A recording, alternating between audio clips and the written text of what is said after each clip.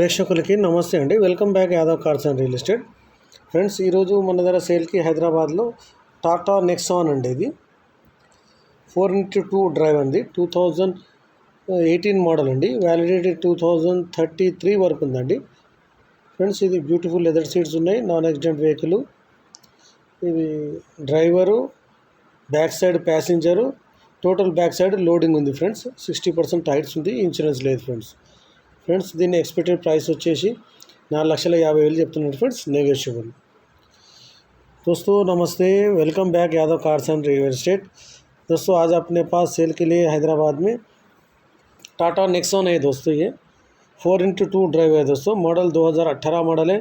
Validity 2033 तक है दोस्तों। और ब्यूटीफुल लेदर सीट्स है। नॉन एक्सीडेंट व्हीकल है। ड्राइवर है। ड्राइवर बैक साइड फिर पैसेंजर रहता है दोस्तों। टोटल बैक साइड लोडिंग रहता है दोस्तों। 60% टायर्स है। नो इंश्योरेंस नहीं है दोस्तों।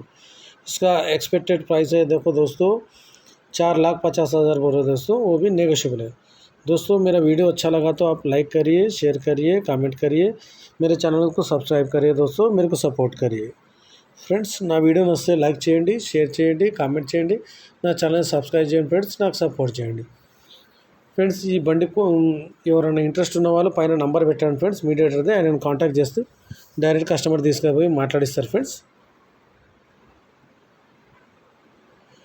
थैंक यू दोस्तों, thank you very much friends.